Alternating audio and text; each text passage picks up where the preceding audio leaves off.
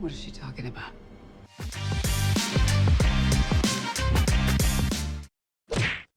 So, only 2 left to go after this week. Yeah, I know I said that last week, but it was a mistake.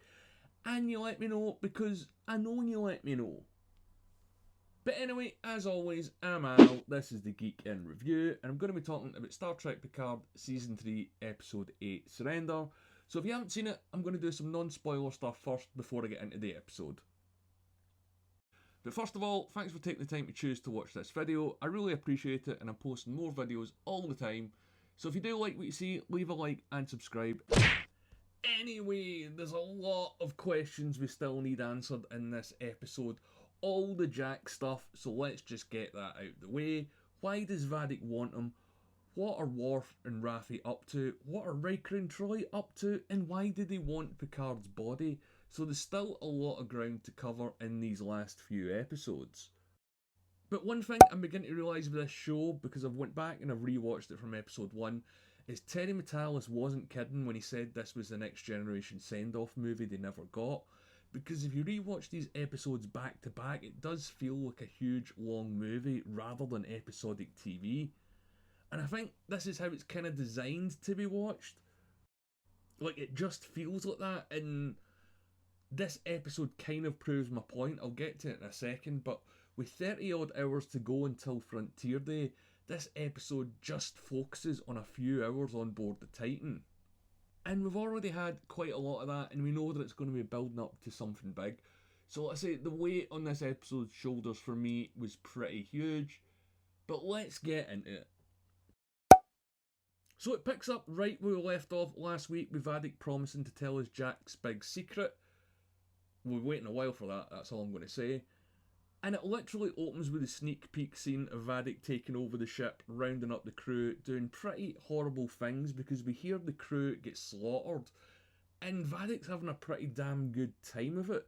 It did sound a little bit like, if you remember when the Enterprise E, before it jumped into the battle with the Borg, was listening to the Starfleet frequency. It sounded a lot like that, let's just put it that way. And speaking of Picard, him, Beverly, Jack and Sydney are trying to get the ship back, but they're locked out of the systems. And Jack's eyes are back doing the glowing thing again, so is he going to get another new power this week? Well, sort of. So he doesn't need to be in a line of sight to control people, or as we find out, take over their bodies and sort of see remotely. And this is all very dark stuff because the crew member that he's viewing gets shot and killed. And yeah, look, this episode went pretty dark a few times, I've got to say. And the majority of this comes from the villain Vadic, of course, because she's in charge and she's having the time of her life. She's got the bridge crew at gunpoint and can cut off life support to the rest of the ship. But she doesn't know exactly where Jack is, and instead goes for the old "I'll execute them one at a time" routine. And I did think this episode was going to turn into a Die Hard, I've got to be honest. Talkie die hard, motherfucker. Because it kind of seemed that it was going to go that way and it would be a logical route and it would kind of be a bit fun, if not predictable, but it doesn't really do too much of that. But back to last week, remember? She said she was going to tell him who he is. And yeah, we don't get anywhere near a straight follow-up to that. But what we do get is a little bit of Shaw and Seven stuff, and we haven't had this in a few episodes. He reminds her about her duty in Starfleet, and as always, Shaw's right, he's thinking big picture stuff here. And Jack's still questioning why Vadic wants him. I mean, he rules something out that most of us already knew, that he's not a changeling. But what is it that makes him different? It doesn't really matter, because Jack thinks he can use his power to retake the ship. So, yeah, I'm still wondering what they're trying to set up with this guy. So, he plans to take over a member of the bridge crew to input a code to release control of the ship. And I just wonder how the writer's going to explain all this, because these powers are things that we haven't really seen used in this way in Next Generation or any real Trek before. And I think he's got to be a Parif. A lot of people have been saying that. It's been mentioned in the comments. I've had a few messages on Twitter. I think, yeah, they're going to explain that's what's going on with Jack. And when Vadic sees this, she doesn't seem shocked about Jack's abilities, like she knows what he's capable of. but she doesn't give any explanation at all and lives up to her word when she starts executing crew members. It's not all Titan stuff. We get the characters that were missing last week back. Riker, Warf, Raffi and Troi, not in that order. And Riker and Troi are still on Vadic's ship.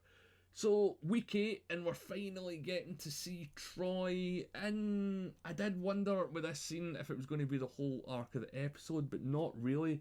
They resolved the whole Riker-Troi thing pretty well. She mentions that she's noticed a change in Riker since the whole Space Baby Nebula thing.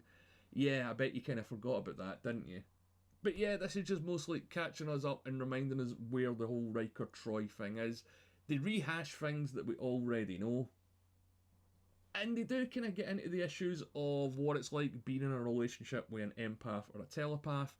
And all I could think was, man, I wish they tried something like this back in the day of TNG. And I'm glad that we got to see it, but yeah, I just wish there was time to get more of it. But, you know, a couple episodes left, what are you going to do? But anyway, I was right in my predictions video that it was Warf that shows up and saves them, sort of. But they don't explain how he got there. We see a kind of cloaked ship. But is that supposed to be Raffi's ship? Is it a bird of prey? I thought my full theory of Martok showing up was going to happen for a second, but sadly not, I hate to say. And when he frees them, I just don't like the whole Warf comedy thing this season. It's not working for me. And they find Picard's body on the ship, and it turns out that the changelings have been removing the parts of his brain with the eromotic syndrome. Now, Geordie mentioned last week that the disease might not be all it appears or might be something else, but they didn't really follow it up and they don't really go anywhere else with it this week. Anyway, back on the Titan, they decide to use the new data synths to help them solve their computer problems by turning data on. But if you turn data on, you know, you turn lore on. And not like that. No, not like that. And we do see how this synth brain works with the two personalities that are literally partitioned by a force field. And all this stuff felt a bit flat for me. I mean, it was just Brett Spiner on a green screen, probably acting next to a stand-in or a tennis ball on a stick. It all could have been done in a different way and more exciting. And it just felt like it was a bit of a cop-out. You know, lore seems to win, but then that can't be it, because that would be Data's third death.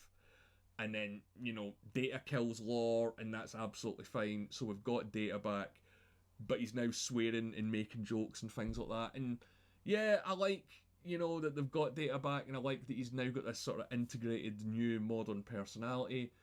But the way that the whole lore thing was shot, again, it just could have been done a lot more. You just could have had them in a normal room standing talking instead of using all that green screen stuff. But anyway, they've got Data back-ish, I suppose, for the moment. They'll probably kill him again, who knows. And then we get the sort of big ship take back scene, and Raffi finally shows up taking on 3 changelings with a sword. And yeah, again, the logic thing here, this is maybe the second thing in this episode that bothers me. Changelings are supposed to be hard to kill. We've seen multiple changelings sustain multiple phaser hits that done nothing. So how is she able to kill them with just a sword? And how can't they stop her? They could just reach out with a tentacle arm and strangle her or break her neck. So Jack decides to sort of do the right thing and hand himself over, but there's a catch. He's got a thermal detonator. I mean, sorry, a grenade that went all Star Wars there for a minute. And this is it. This is the big moment. Vadic's going to reveal, well, she's going to reveal something because she takes her time. We've been waiting as an audience 7 or 8 weeks, but man, she draws this out. In fact, she draws it out so much that she says nothing at all. And come on, man. Like, come on.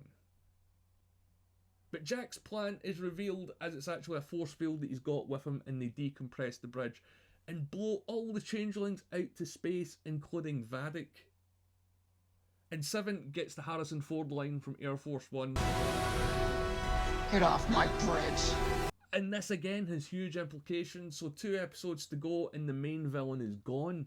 So what other villain is out there? I mean, I mentioned Paraves earlier on. When I say Paraves, who do you think of? But with the Titan saved, the Shriek gone, and the Changeling on board dead, all seems to be well. And even better than that, the original TNG gang is now back together. Despite being a little bit older, and in Data's case, being a little bit more human, Geordi notices it straight away, the fact that he's using contractions, something that he could never do in the next generation. And he's being sort of humorous and self-deprecating and a little bit arrogant as well. And because they're all back together, we get to see them in the meeting room again, like all those scenes we've seen in TNG over the years. But remember, they've got like 30 hours to go till this attack is supposed to happen. So while this moment was great, the entire episode sort of makes you forget what's happening around it. And it's not all good times. Troi gives a warning about darkness on the ship. So that's, you know, whatever Jack is, because we still don't know, and it's almost at the end of the episode. In the meeting scene though, Troi does mention an ancient evil in a weak voice.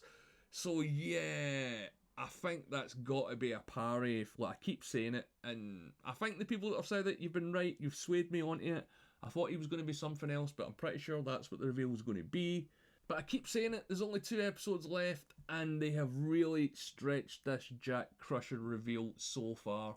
I thought this week was going to be the week that paid us off, but I actually can't believe that they're keeping us waiting until, man, maybe next week. If it's not next week, it's going to be the final episode. That would be pretty shocking. And I do feel that this show this week took an eternity to get anywhere, and it didn't really move much forward other than taking Vadic out of the picture. And I'll remind you again, if she's gone, who's going to be the villain with a few episodes to go? So yeah, I'm not a huge fan of the pacing in this week's episode. It should be picking up, but instead it feels like it's winding down. I said at the start of the video, I've got a feeling this season is meant to be watched all in a one-er, not individually. So if you go back and rewatch it or binge watch it, it may feel or flow a little bit better. But as always, these are just my thoughts on this episode, and it is just going to be my first video. I'm going to be doing a few more through the week, so keep your eyes out. But I definitely felt like the pace was slowing when it should be picking up going into the final leg. I want to know if that was just me, or if you guys think the same, or if you think something different. But let me know what you think in the comments below, and if you've made it this far, as always, leave a like on the video and subscribe to the channel. My name's Al, thanks for watching. If you want to watch more Picard videos, hang around to the end, I've got links.